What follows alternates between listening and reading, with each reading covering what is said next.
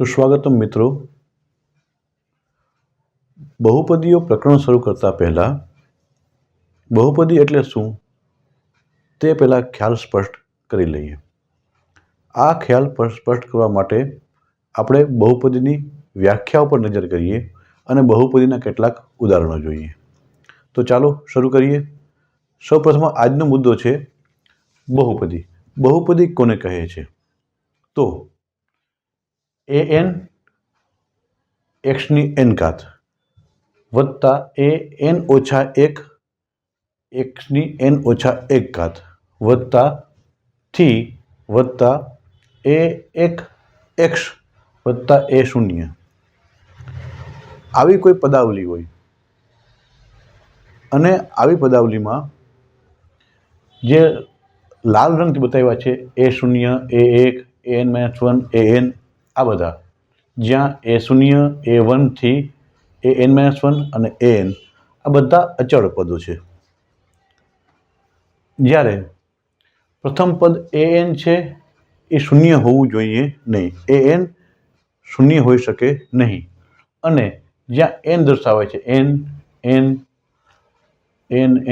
આ બધા n છે એ બધી પૂર્ણ સંખ્યાઓ છે। પૂર્ણ સંખ્યા એટલે 0 1 2 3 એવી ક્રમિક સંખ્યાઓમાં જ આવે છે।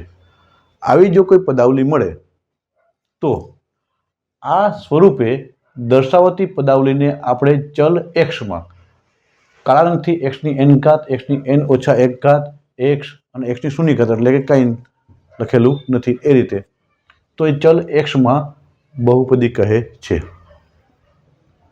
તો આપણે વ્યાખ્યા સ્પષ્ટ કરી શકીએ કે a0 a1 an-1 an આવા બધા પદો અચળ પદો હોય an બરાબર શૂન્ય ન હોય અને n પૂર્ણ સંખ્યા હોય આવી પદાવલીને જો આપણે an x ની n ઘાત વત્તા an-1 x ની n-1 ઘાત વત્તા થી શરૂ કરીને વત્તા an a1 x અને વત્તા a0 આવી પદાવલીઓને જો દર્શાવી શકીએ તો આ પદાવલીને આપણે ચલ x માં બહુપદી કહીશું। હવે બહુપદીના કેટલાક ઉદાહરણો જોઈએ તો સૌપ્રથમ ઉદાહરણ તરીકે પ્રથમ ઉદાહરણ છે x નો ઘન ઓછા x નો વર્ગ વત્તા 4x વત્તા 7। અહીં x નો ઘન x નો વર્ગ x બધા ચલો છે જ્યારે 4 છે એ x નો સહગુણક છે 7 છે એ અચળ પદ છે। આ પદાવલીને ચલ x માં બહુપદી કહીશું। બીજું ઉદાહરણ જોઈએ 3y નો વર્ગ વત્તા 5y એ ચલ y વાળી બહુપદી છે। અહીં 3 છે એ y વર્ગનો સહગુણક છે 5 છે એ y નો સહગુણક છે અને છેલ્લે t વર્ગ વત્તા 4 આ ચલ t વાળી બહુપદી છે। અહીં t વર્ગનો સહગુણક તરીકે 1 નોંધીશું અને 4 છે એ અચળ પદ છે।